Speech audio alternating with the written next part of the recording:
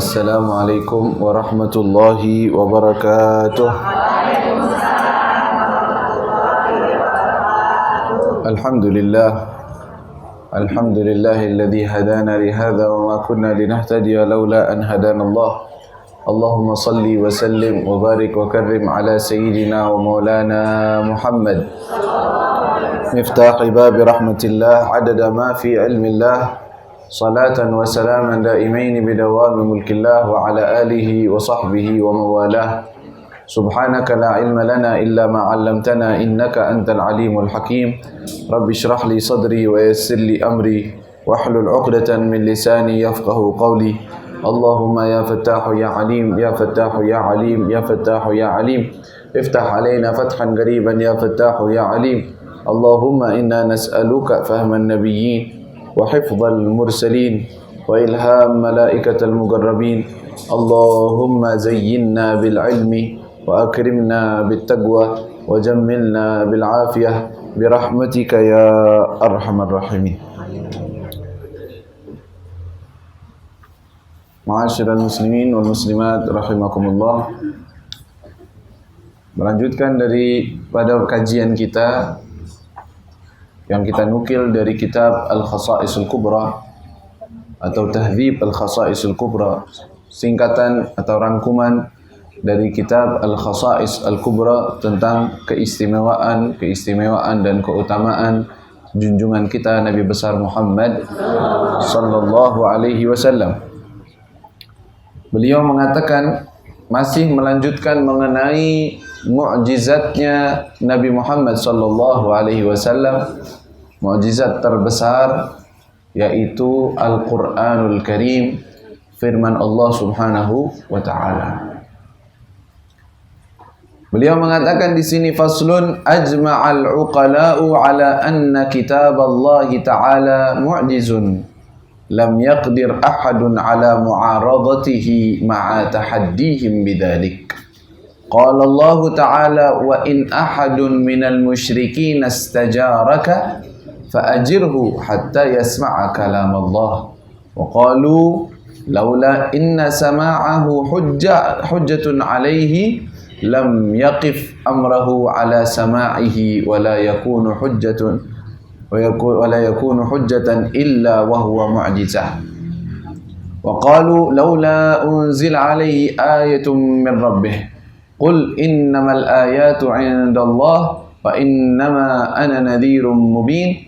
Awalam yakfihim anna anzalna 'alaikal kitaba yutla 'alaihim fa akhbara anna al-kitaba ayatun min ayatihi wa kafin fid dalalati qa'imun maqama mu'jizati ghairihi wa ayati man siwahu minal anbiya wa qad ja'ahum bihi sallallahu alaihi wasallam wa kanu afsahul fusaha wa masaqi'ul khutaba ila akhiril kalam. Beliau mengatakan di sini telah disepakati oleh semua ulama dan semua orang-orang yang berakal bahwasanya kitabullah Al-Qur'anul Karim sebagai mukjizat yang tidak bisa disaingi dan sampai sekarang masih menantang semua orang, dan mereka semua tidak mampu untuk menerima tantangan tersebut, untuk mendatangkan yang semacam Al-Quran ini. Bahkan Allah Subhanahu wa ta'ala jadikan Al-Quran sebagai hujjah, sebagai bukti bagi orang yang musyrik, yang dimana orang tersebut memusuhi Allah dan Rasulnya, memerangi Allah dan Rasulnya. Maka ketika ingin diberi rasa aman kepada orang tersebut, lepaskan orang tersebut, jauhkan orang tersebut, tetapi setelah dia mendengar firman Allah Subhanahu wa ta'ala, biar dia dengar. Karena di dalam ketika dia mendengarkan firman Allah Subhanahu wa ta'ala menjadi bukti bahwa dia sudah sampai kepadanya peringatan dari Allah Subhanahu wa ta'ala, dan sebagai tanda bahwa Al-Quran sudah cukup sebagai tanda besar daripada keagungan Allah, dan juga tanda besar bukti bahwa Allah Subhanahu wa ta'ala itu ada dan Allah itu memerintahkan kita. Berkata orang-orang kafir, Allah Subhanahu wa ta'ala menukilkan dalam Al-Quran perkataan dari orang-orang yang kafir, wa qalu, laula unzil alaihi ayatun min rabbih. Mereka mengatakan, kenapa sang nabi tidak, itu orang yang mengaku nabi, orang-orang kafir yang mengatakan, kenapa tidak turun kepadanya suatu ayat, suatu tanda besar dari Tuhannya. Artinya kayak tongkat atau suatu benda, ayat tanda. Maka Allah Subhanahu wa taala menjawab ucapan tersebut, "Qul innamal ayatu 'indallah." Katakan, sesungguhnya tanda-tanda tersebut milik Allah Subhanahu wa taala dan Allah mampu menurunkannya. Ya. Wa innama ana nadhirun mubin. Adapun saya datang ini, yaitu Nabi sallallahu alaihi wasallam, sebagai pemberi peringatan yang sangat jelas. Lalu Allah mengatakan, "Awalam yakfihim anna anzalna 'alaikal kitaba yutla 'alaihim." Apakah tidak cukup bagi mereka bahwa kami telah turunkan kepada mereka Alkitab, Al-Quran yang selalu dibaca di hadapan mereka? Nggak cukup itu sebagai tanda? Artinya cukup. Al-Quran bagi orang-orang yang menghayatinya, bagi orang-orang yang mendengarkannya, maka itu sudah cukup sebagai tanda kebesaran Allah Subhanahu wa ta'ala. Sedangkan juga kita tahu bahwa Al-Quran, di dalam Al-Quran sendiri yang kita tahu dari cerita-cerita yang lalu, bahwa di zaman itu, di zamannya orang-orang kehidupan zaman Nabi, mereka sangat membanggakan sastra dan bahasa yang tinggi. Sehingga mereka saling bersaing dalam membuat syair-syair yang memiliki sastra tinggi. Itu sudah suatu kebiasaan mereka. Dan mereka saling membanggakan dalam hal tersebut. Turun firman Allah Subhanahu wa ta'ala dengan bahasa mereka, bukan bahasa lain. Bahasa Arab juga. Mereka berbicara bahasa Arab juga. Tetapi dengan tata cara yang berbeda, dengan pola yang berbeda, dengan isi yang berbeda, sehingga menjadi tantangan bagi mereka semua. Ditantang oleh Allah. Silakan. Kalau ada orang yang mampu untuk membuat seperti ayat Al-Quran, seperti surat di dalam Al-Quran, bahkan 10 ayat daripada Al-Quran, mereka tidak mampu untuk mendatangkannya. Ditantang oleh Allah. Kalau orang lain kan, oh kita ahli sastra, yaudah kita kumpul, kita buat ucapan yang bisa menandingi Al-Quran. Ternyata tidak ada. Dan tantangan tersebut bukan saja tantangan di zamannya Nabi SAW, bahkan sampai akhir zaman. Sampai adanya teknologi, sampai adanya apapun, ini masih menantang. Siapa orang yang mampu mendatangkan ayat seperti Al-Quran ini? Tidak ada. Subhanallah. Ya, suatu petanda dan mukjizat yang masih ada sampai sekarang, terjaga sampai sekarang, yang jelas. Jadi kalau seandainya kita berdebat atau berkata dengan orang-orang yang bukan muslim, cukup kita sodorkan Al-Quran saja. Lihat, ini kitab suci Al-Quran. Baca Al-Quran. Ya. Bahkan dalam cerita disebutkan ada beberapa orang yang mu'allaf yang masuk Islam.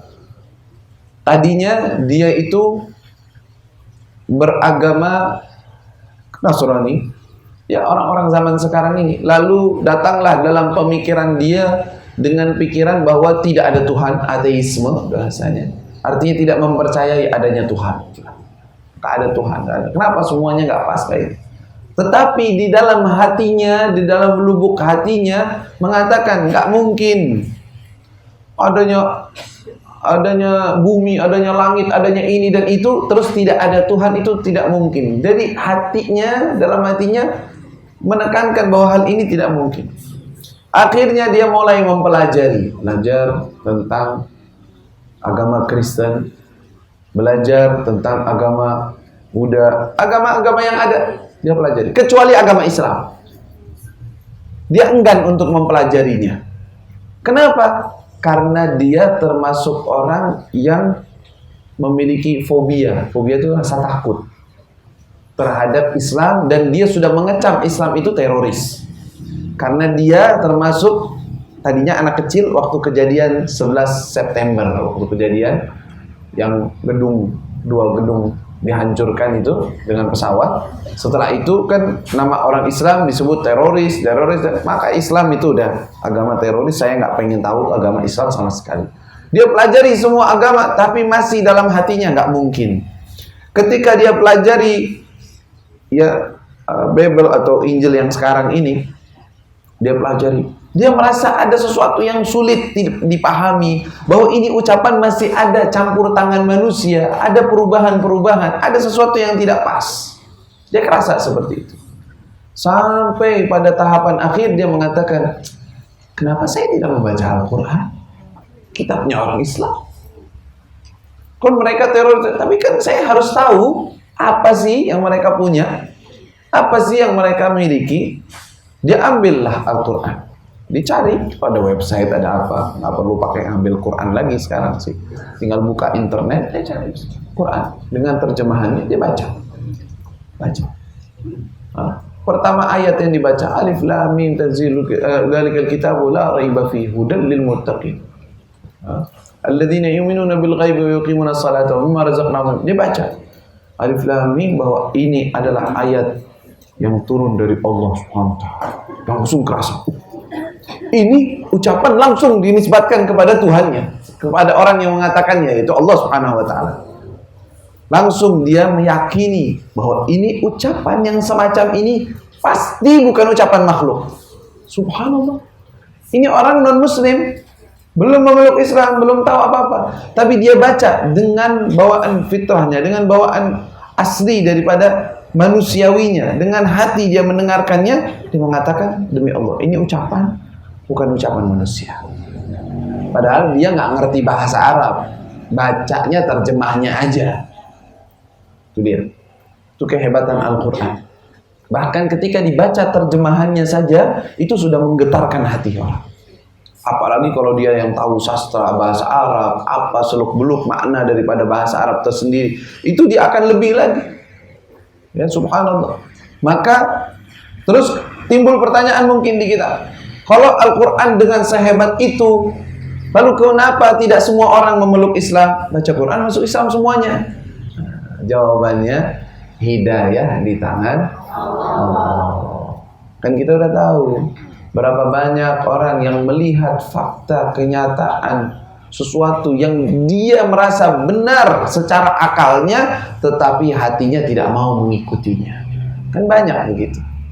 Tahu ini benar, tapi nggak mau mengikutinya. Karena hidayah, petunjuk itu di tangan Allah Subhanahu wa taala, bukan di tangan manusia. Ya.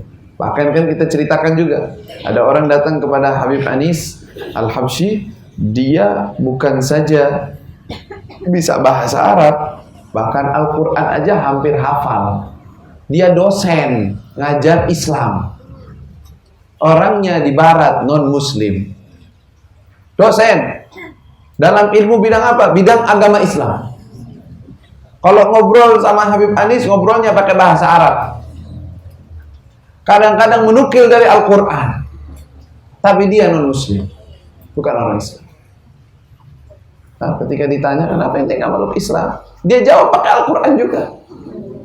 Kata dia, innaka la tahdi man ahbabta walakinna Allah yahdi man yasha. Subhanallah.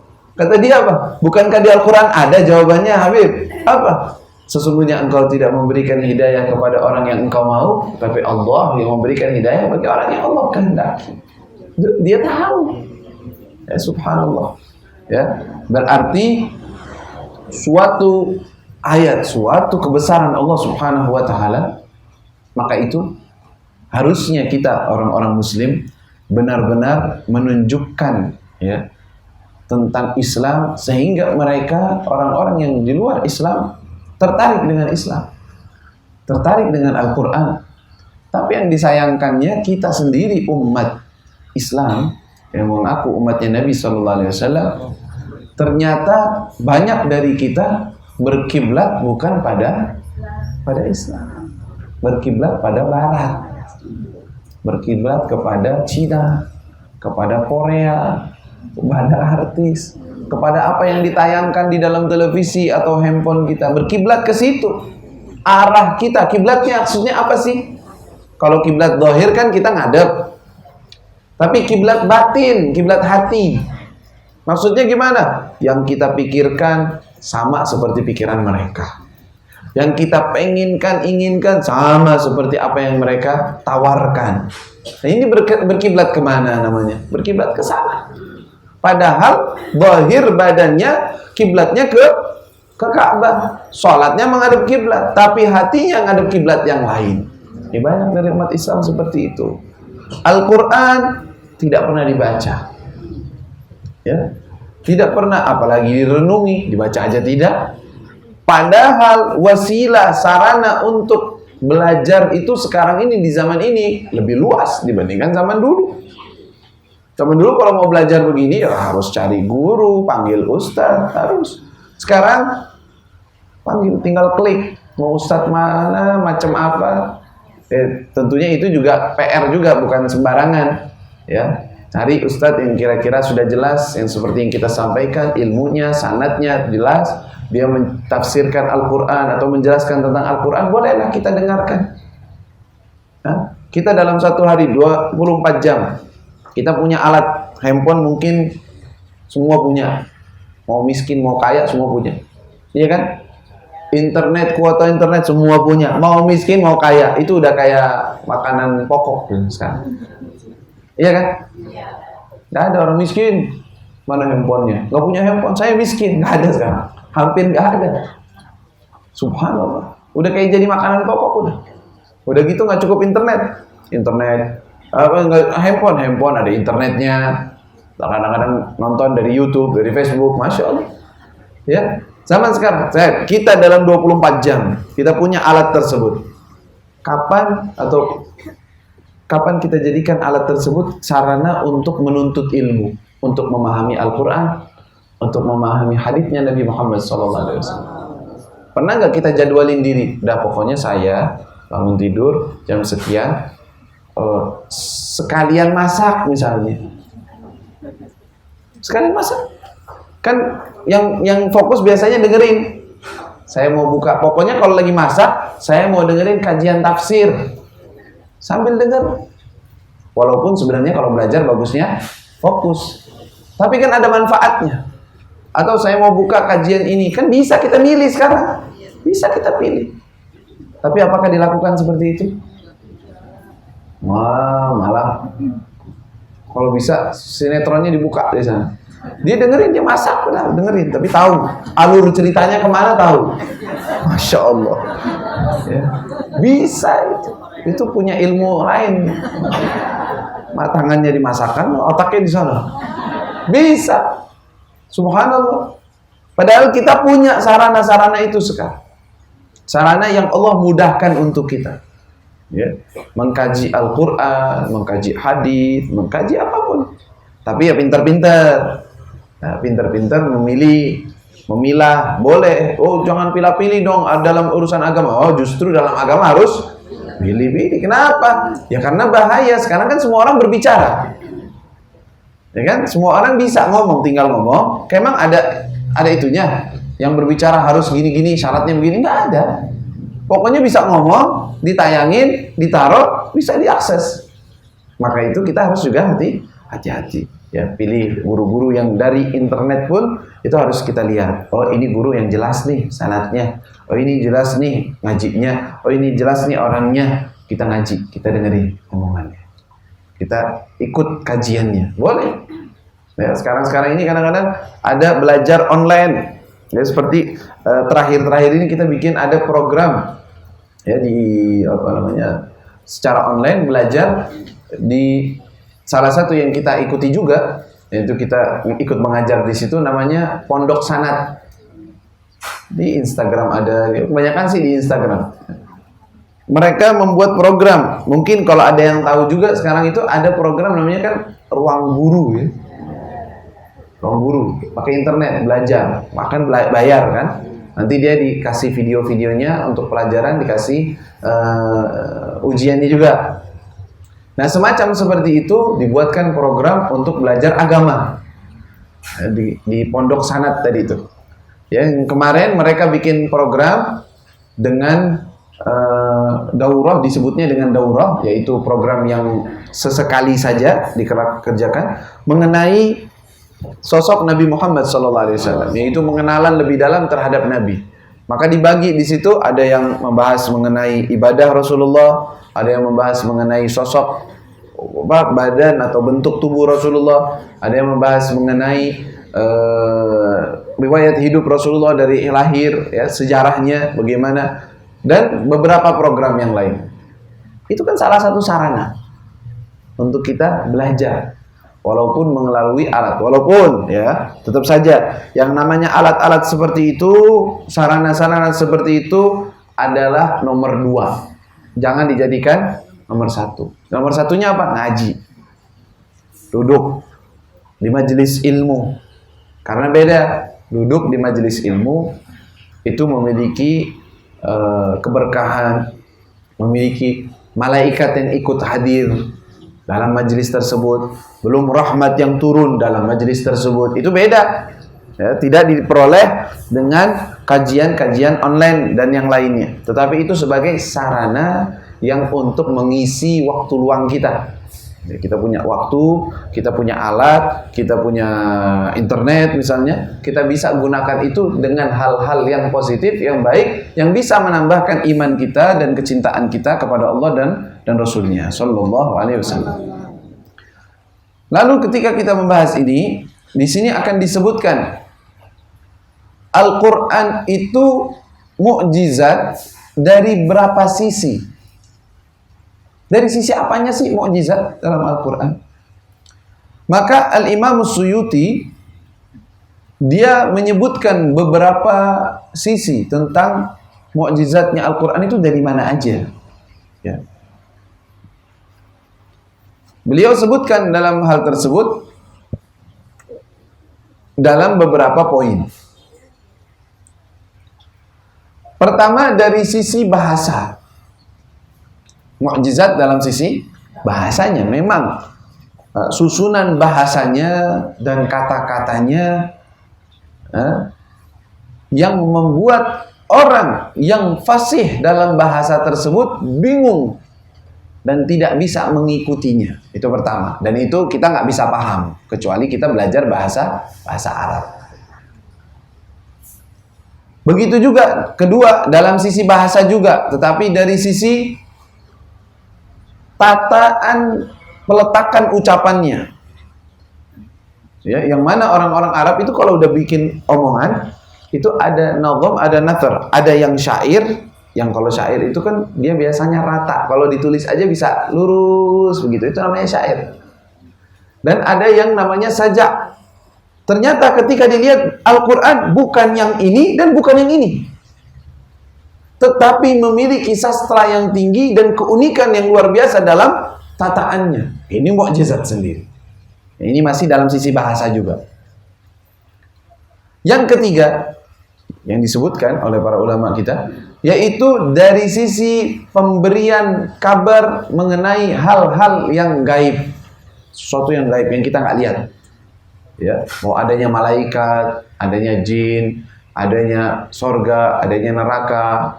Ini kan mukjizat juga. Dari mana tahunya? Sesuatu yang gaib, sesuatu yang tidak terlihat. Fayakun fawajada kama warad wa ma lam yakun. Sesuatu yang akan terjadi, memberitahukan tentang sesuatu yang akan terjadi. Itu kan sesuatu yang gaib, nggak ada yang tahu. Ternyata Allah sebutkan, nih akan terjadi seperti ini, dan ternyata kejadiannya memang seperti itu. Tidak pernah ada yang meleset. Itu kan mukjizat. Yang keempat, dalam Al-Quran terdapat kabar-kabar orang-orang terdahulu, cerita-cerita terdahulu, yang mana cerita-cerita tersebut tidak bisa diketahui kecuali orang yang benar-benar mengkaji daripada kitab-kitab terdahulu, dan dia harus alim benar-benar dalam kitab tersebut. Sedangkan yang membawakan kisah-kisah ini adalah seseorang yang nggak pernah belajar. Nggak pernah belajar apa-apa dari kitab-kitab terdahulu, yaitu Nabi Muhammad SAW. Rasulullah datang, mereka tahu.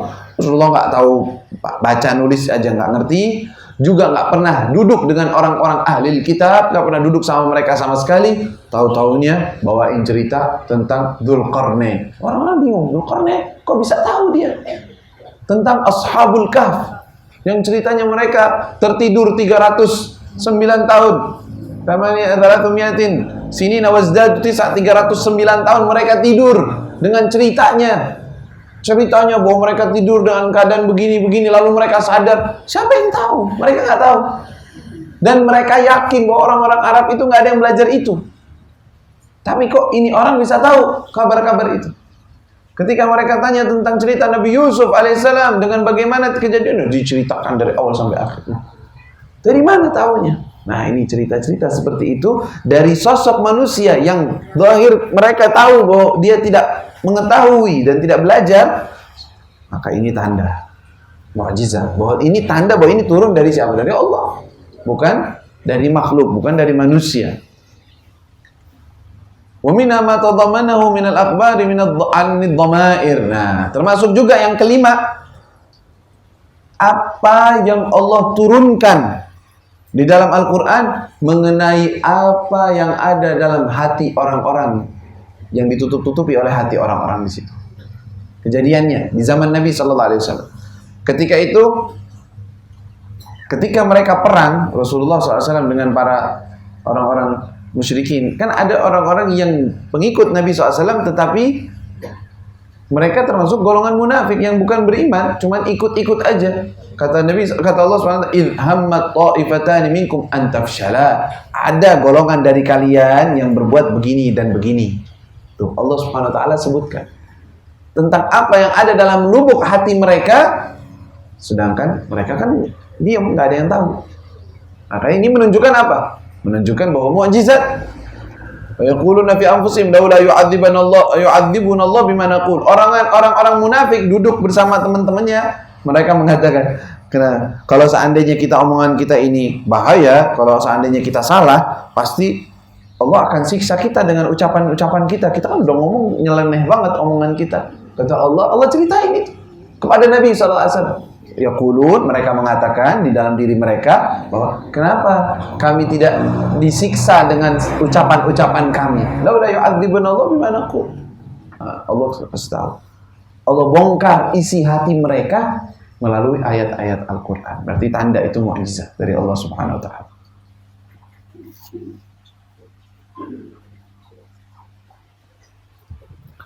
Dan juga dalam Al-Quran yang keenam,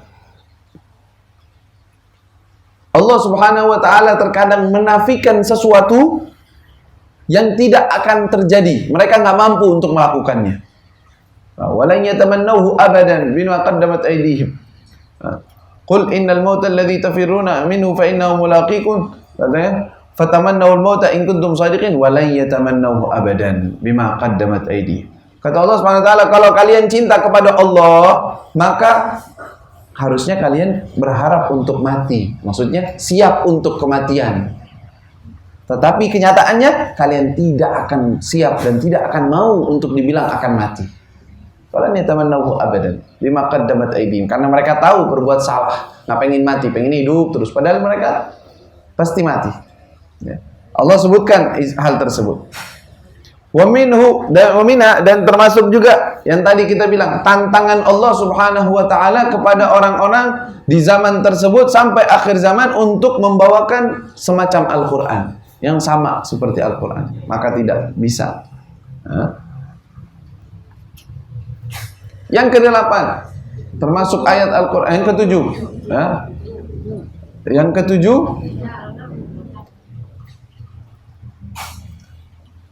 yang tadi, tantangan yang tadi sebagai tantangan sampai akhir zaman. Yang ke-7 sebagai tantangan bagi orang yang ingin membawakan yang semacamnya sampai akhir zaman.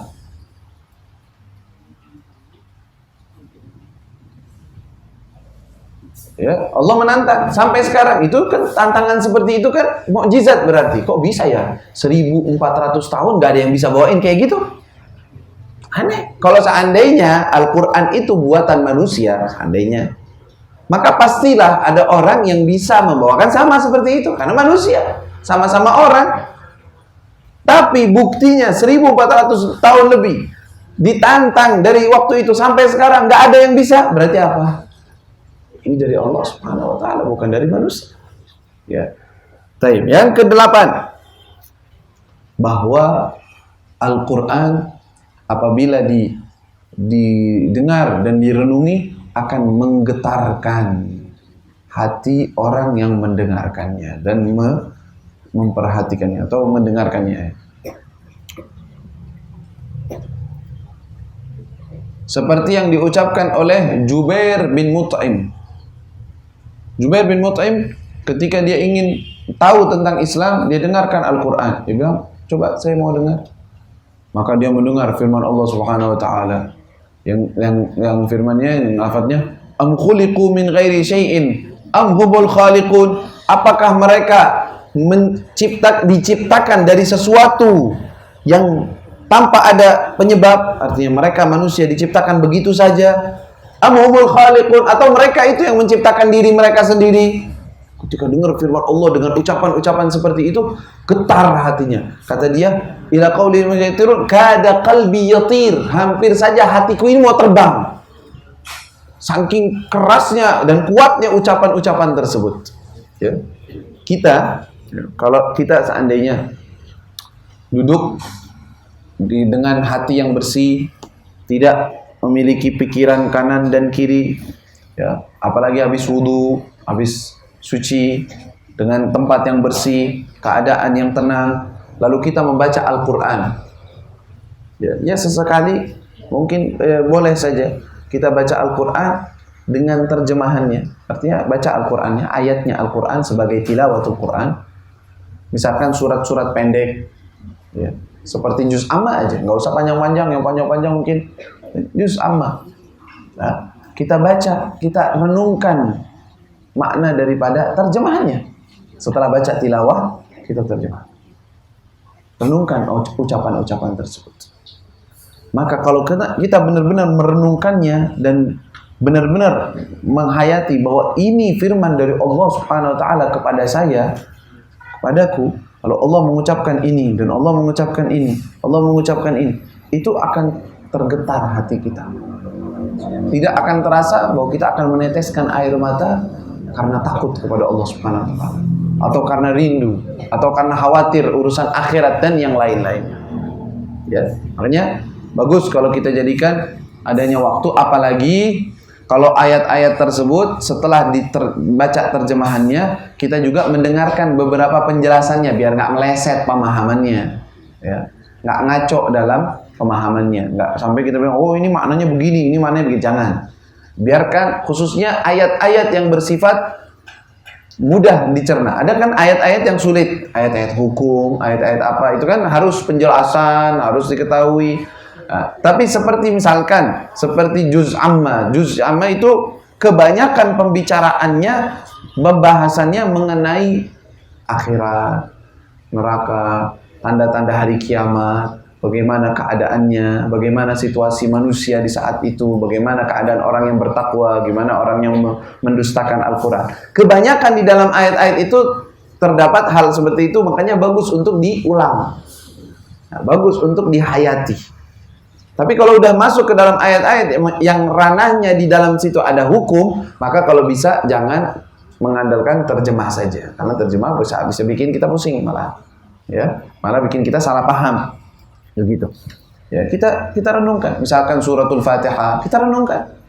Ya. Seperti surat Amma, surat Lam Yakun dan yang lain-lainnya, juz Amma atau Duha ke bawah, itu bagus kita renungi. Ya, kita baca menghayatinya, maka itu akan menggetarkan hati. Berarti tanda yang ke-8, salah satu tandanya adalah Al-Quran memiliki pengaruh, ya, bagi orang yang mendengarkannya, bisa menggetarkan hati. Yang ke-9,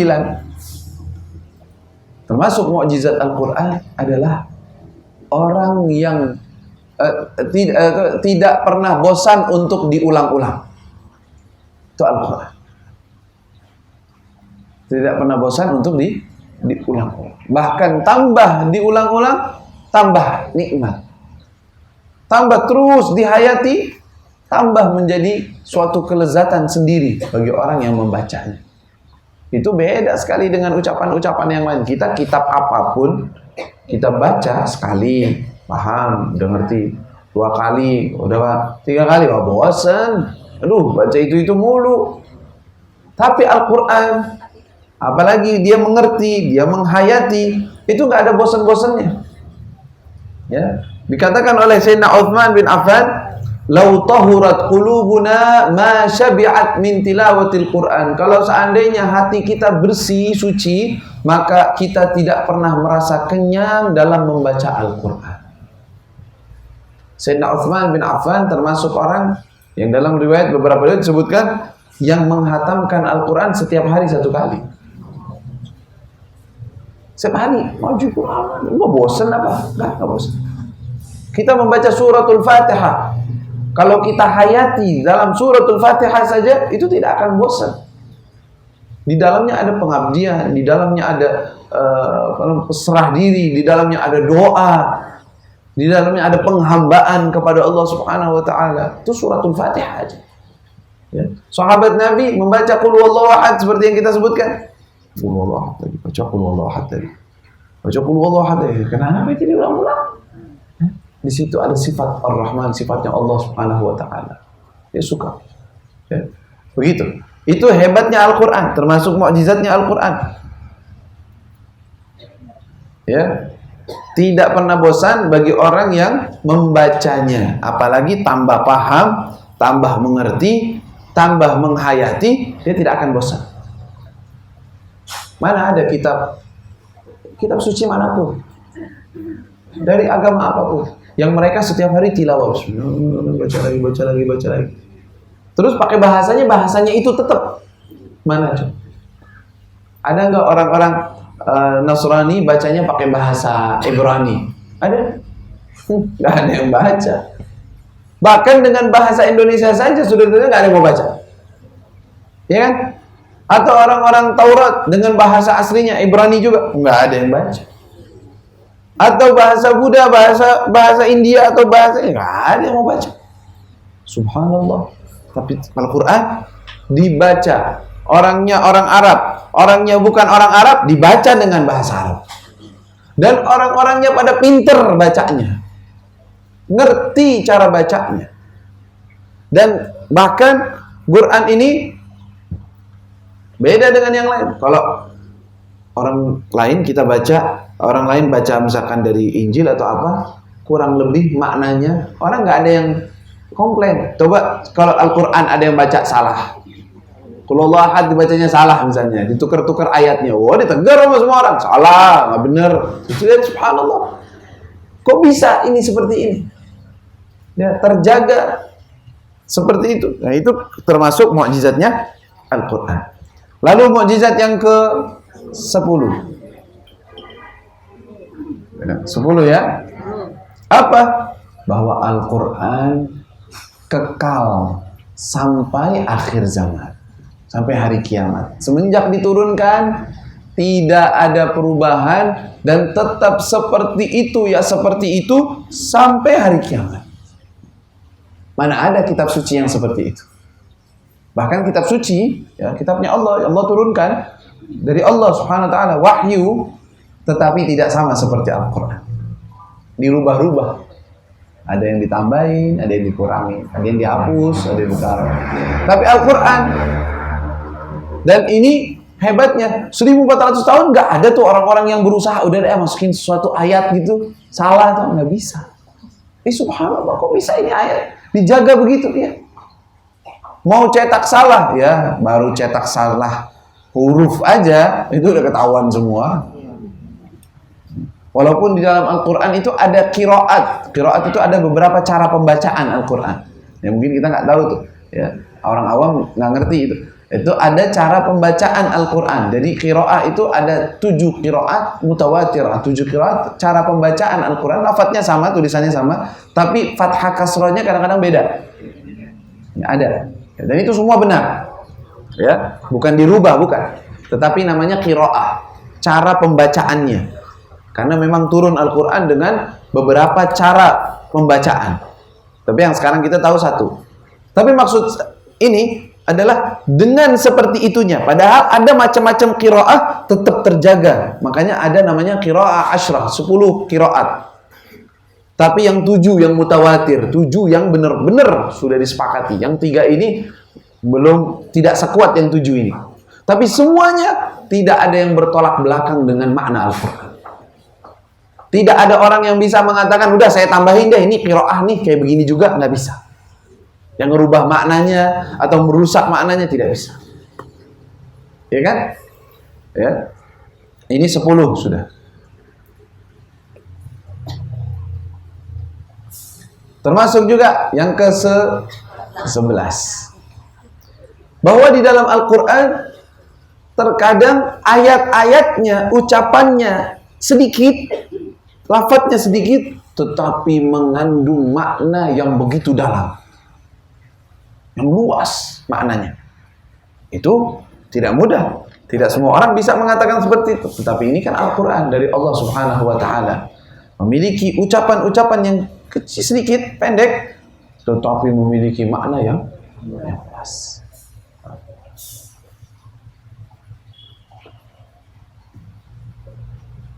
Ya, begitu. Wa ghairuhu, dan yang lain-lainnya masih banyak lagi daripada hal-hal tersebut. Ya, termasuk mungkin tambahan juga. Ini dari saya, nggak ada di kitab. Bahwa Al-Quran mungkin satu-satunya kitab yang memiliki tafsir yang begitu banyak. Mana coba? Ada nggak tafsirnya Bible? Gak ada. Udah tafsir itu. Paling ada versi-versi. Mereka punya versi Bible ini, Bible itu. Tapi Al-Quran tafsirnya udah dikaji, udah dimengerti. Yang ini membahas, yang ini membahas, yang ini membahas. Makanya udah mustahil ada orang yang ingin merubah daripada apa yang dalam Al-Quran. Nggak ada, satu-satunya kitab suci yang dijaga dan memiliki tafsir yang begitu banyak. Itu nggak ada. Coba cari di agama lain, nggak ada. Nggak ada. Jangankan Al-Quran, kita memiliki hadis Rasulullah SAW yang nggak sembarangan, memiliki sanad. Ini termasuk keistimewaan umatnya Nabi ini. Apa? Kita itu kalau berbicara nggak bisa sembarangan bilang kalau Rasulullah bilang begini, nggak bisa. Apalagi di zaman sebelum pembukuan, pencatatan, nggak bisa orang bilang kalau Rasulullah mengucapkan begini, walaupun dia alimnya kayak apa. Ditanya, dari mana engkau dengar? Oh iya, saya dengar dari fulan. Fulan mendengar dari fulan. Fulan mendengar dari, dia hafal sama dia, nggak boleh tukar-tukar. Fulan dengar dari fulan bahwa Rasulullah, dia mendengar dari Rasulullah mengucapkan begini. Itu mana ada? Agama lain nggak ada yang seperti itu. Nggak ada. Mereka, ya udah, katanya, makanya bisa dirubah-rubah. Ucapan Nabi Isa begini, nanti ucapannya begini, ucapannya berubah begini. Tapi di kita nggak bisa. Kita mau bicara kalau Rasulullah, mana? Dari mana sumbernya? Sampai datanglah para ulama, ada yang ilmu jarh wa ta'dil. Oh, nggak bisa. Kita kan punya sanad nih. Fulan dengar dari fulan. Nggak bisa sembarangan. Kita koreksi. Fulan ini yang kau dengar orangnya gimana? Orangnya jujur, apa pernah bohong, atau suka nipu, atau bagaimana? Itu ditanya. Oh, ini orangnya jujur. Oh, berarti hadis. Terus hafalannya kuat apa ngaco-ngaco? Oh, hafalannya kuat. Oh ya, contreng satu, bagus. Dengar dari mana ini fulan? Dengar dari fulan. Nah, tanya dulu, ini fulan ini kayak gimana orangnya? Jujur apa enggak? Dia itu hafalannya kuat atau tidak? Dia mencatat atau tidak? Dia memang ahli ilmu atau tidak? Ibadahnya gimana? Itu dikoreksi semua, itu nggak sembarangan kita. Itu semua ada catatannya, itu semua sanad. Fulan an fulan, itu semua fulan itu udah dipretelin bahasa kita. Udah ada semua tuh. Bahkan tahu ini orang kadzab, pembohong. Ini orangnya. Ngomongin orang dong. Kata mereka kalau ngomongin orang untuk tahu hadis Rasulullah benar atau tidak nggak apa-apa. Bukan untuk menghina dan mencela, tetapi untuk mengkoreksi. Jadi tahu benar-benar nih omongan dari mana. Jangan orang yang tukang bohong, suka bawain omongan-omongan yang tercampur aduk. Wah, ini hadisnya. Dia membawakan hadis. Dia bilang, saya mendengar dari fulan. Fulan mendengar dari sahabat. Kan bagus tuh. Tapi dianya sendiri ini diragukan. Hafalannya misalnya lemah. Atau kadang-kadang bohong. Wah, ini hadisnya nggak bisa diterima nih orang. Segitunya? Iya, begitu. Nah, padahal belum tentu bohong beneran. Bisa aja bener. Bisa aja bener hadis. Nah, nggak bisa. Ini hadisnya ya dibilangnya dhaif. Atau dibilangnya begini. Atau bilangnya nggak bisa dipercaya, apalagi kalau bertentangan dengan hadis yang lain. Jadi masalah hadis aja itu nggak mudah. untuk kita bilang bahwa ini ucapan Rasulullah SAW atau bukan ucapan Rasulullah. Itu nggak mudah. Coba agama lain, memang ada begitu? Cari agama yang koreksi. Gak ada yang seperti itu. Subhanallah. Ya, benar-benar dijaga oleh Allah Subhanahu wa Ta'ala. Ya, dengan wasilah para ulama, wasilah orang-orang yang saleh. Ya, dari ini kita tahu kemuliaan dan keagungan Al-Quran, ya, wahyu Allah Subhanahu wa Ta'ala dan mukjizatnya Nabi Muhammad sallallahu alaihi wasallam yang kekal, yang masih ada sampai sekarang. Kita bisa baca, kita bisa renungkan, kita bisa lihat, bisa mensucikan hati, membersihkan hati. Tinggal tugas kita kembali kepada Al-Quran. Jangan sampai kita tahu mukjizat, masya Allah luar biasa, ngaji enggak, baca enggak, Quran sehari semalam enggak pernah dibaca. Ya, kok begitu? Gimana? Katanya Al-Quran sebagai panutannya, sebagai mukjizat Nabi. Maka tugas kita sekarang ini, setelah kita tahu seperti ini, lebih semangat lagi dalam membaca Al-Quran. Lebih semangat lagi dalam menyemangati keluarga kita untuk membaca Al-Quran. Jangan sampai di rumah kita 24 jam nggak ada tilawatul Quran sama sekali. Jangan. Makanya salaf kita, orang-orang soleh kita, terdahulu kita, kalau kita nggak bisa membuat bacaan Al-Quran, makanya dibikin baca surat Yasin misalnya, surat Al-Waqi'ah. Kan itu surat-surat yang bagus, setidaknya masuk dalam kategori surat yang bagus untuk dibaca, dan juga tilawatul Quran di rumah. Ya. Jadi tilawatul Quran nggak syarat baca Quran dari awal sampai akhir. Membaca surat Yasin, baca surat Al-Waqi'ah, membaca surat Tabarak misalnya, Al-Muluk, itu juga termasuk tilawatul Quran. Setidaknya kita baca sama anak-anak kita, kumpul. Ayo udah, pokoknya antara maghrib isya udah tutup TV-nya, tutup semuanya, baca. Ayo duduk bareng. Dulu saya ingat didikan orang tua saya. Saya kalau udah, yang namanya anak kecil, ya kalau udah maghrib, kalau udah sore kan main kita. Itu kalau sudah terlambat, maghrib belum masuk rumah, itu dikunciin, nggak boleh masuk. Diomelin habis itu. Bener-bener. Nggak boleh sama sekali. Kalau sudah maghrib, adzan maghrib, sudah. Masuk, udah di rumah, harus sudah di rumah, sudah bersih, sholat berjamaah, setelah itu harus duduk, ngaji, baca Quran. Ya. Baca surat Yasin, suratul Waqi'ah, surat Tabarak. Biasanya yang kita rutin. Emang itu nggak harus ya, terserah orang-orang mau baca apa, mau baca Al-Quran dari awal sampai akhir, satu juz, boleh, itu bebas. Enggak, bukan kewajiban, bukan. Tapi itu rutinan kita di rumah. Sampai saya menghafal surat Yasin, surat Waqi'ah, surat Tabarak, itu saya masih di bangku sekolah.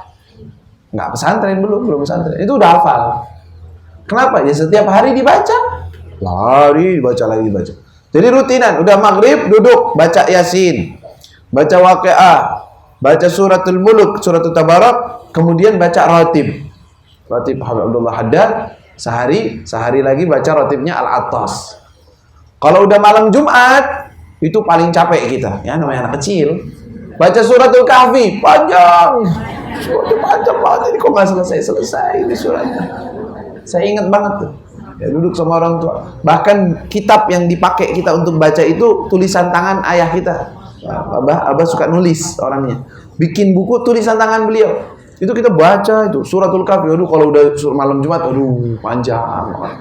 Udah gitu nggak cukup baca suratul Kahfinya, udah gitu ratibnya double.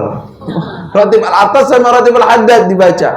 Ya dulu kita merasa berat itu, subhanallah. Sekarang kita tahu, oh subhanallah, alhamdulillah. Dididik seperti itu, diajarkan seperti itu. Ya. Kalau sekarang gimana kita? Antara maghrib dengan isya sama aja. Sinetron lanjut, TV terus. Ya, ini gimana orang Islam? Ya. Ba'da sholat subuh gimana? Molor, semua tidur, nggak ada azkar, nggak ada baca wirid, nggak ada apa. Kalau kita nggak boleh. Habis sholat subuh duduk, baca wirdul latif namanya, yang di dalamnya zikir pagi, zikir malam. Ya, ada juga yang dibawakan oleh Habib Hussein juga sama. Itu seperti itu, wirdul latif ada, wirdul sakran dalamnya. Itu baca pagi. Tak boleh tidur. Bangun. Diajarkan seperti itu. Kan didikan-didikan yang semacam inilah yang nantinya akan membuahkan hasil. Ini praktek nyata namanya dalam kehidupan. Bukan cuma ngomong doang, Quran, Quran, Quran. Dalam Quran, di rumahnya TV yang nyala. Mana Qurannya? Kok ceritanya lain? Lain di mulut, lain di prakteknya. Jangan. Nah, kita usahakan seperti itu. Sedikit-sedikit kita praktekkan. Kalau bisa kita lebih hebat lagi, kita ngaji. Oh, ada guru nih pintar dalam ilmu tafsir, bisa. Ayo dong, guru ke rumah deh, ngaji biar anak-anak saya juga dengar. Siapa dari kita begitu? Panggil guru. Ini tahu nih ada ustadz bagus, lulusan dari pesantren yang terpercaya, ilmunya juga mapan. Panggil ustadz, tolong dong. Maghrib hari Sabtu, hari Jumat, hari apa? Tempat kita ke rumah ngajarin anak-anak. Bareng kita juga ngaji. Ada yang begitu? Enggak ada. Padahal ustadznya juga nggak minta duit, nggak minta apa. Mau kalau dia mau begini. Ya. Kalau mau dikasih ya nggak apa-apa, lebih bagus, dihormati. Tapi kalau tidak juga mereka rela menyampaikan ilmunya Nabi Muhammad SAW. Tapi mana dari kita? Ustadznya bikin pengajian, nggak ada yang datang. Apalagi dipanggil ke rumah. Panggil, nggak apa-apa, panggil ke rumah biar datang ke rumah. Minta tolong untuk ke rumah, walaupun sebenarnya ilmu itu hendaknya didatangi, bukan tapi ya nggak apa-apa lah, daripada kita di sana anak-anak kita nggak ada yang datang, nggak ada yang apa, malah kabur-kaburan kemana-mana, biar rapi, panggil ustadznya, nggak apa-apa, datang ke rumah, dihormati, suruh dengar, ajarin tafsir, ajarin tahsinut tilawah, biar tilawat Qur'annya benar. Setelah itu diajarkan kisah-kisah, biarin, biar belajar, sama-sama, orang tuanya belajar, anak-anaknya belajar. Kan begitu. Jangan TV mulu. Jangan handphone mulu. Jangan hal-hal yang tidak bermanfaat. Hakadha. Wallahu ta'ala a'lam bissawab.